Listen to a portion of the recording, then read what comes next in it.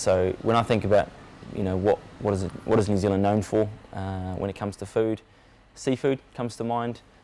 Good fish, good chips, great seasoning, freshly made salads and sauces and stuff. And when you combine all of that and put it on a plate, it's pretty special. And so that was really what the idea of Fush was to try and take a classic New Zealand dish, fish and chips, or pastime, fish and chips, and just kind of take it to the next level and put something on a plate that we could be proud of, that people would take them back to a time where they ate fish and chips and it was great.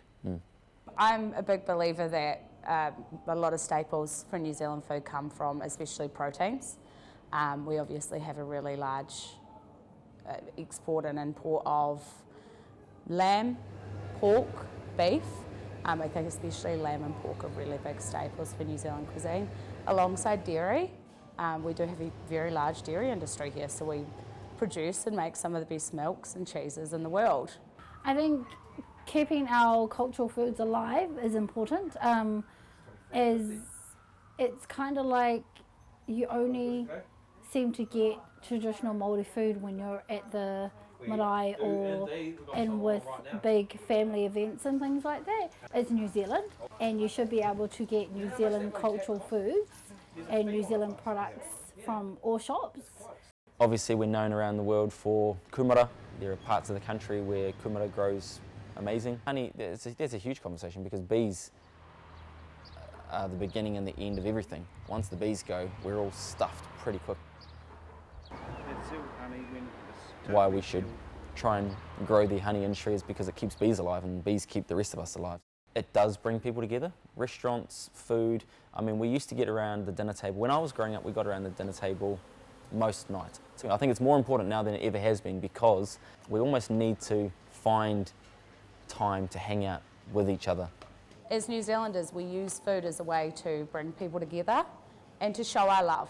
I know for myself, my family shows love through food.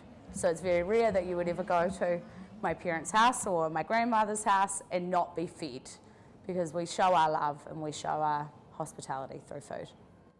I think we need to look at what we've got, our resources, and start to really think about what are we prepared to send overseas and what do we want to keep for ourselves.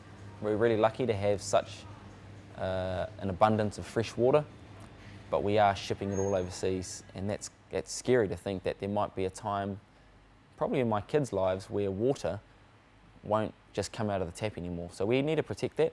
Because we are a small country, we know where everything comes from, and New Zealanders appreciate that. I think the uniqueness of New Zealand food is that some of the food that we get here you can't get anywhere else, like the pawa, the Blackfoot pawa, you can't get that anywhere else in the world apart from New Zealand. Yeah, we have some unique things. It's not like the rest of the world wants to get their hands on them, but I think that's okay. We can be proud of what we've got. We're a humble country, we eat humble food, and I think that's cool, that's awesome. I think that's what makes New Zealand such a special place.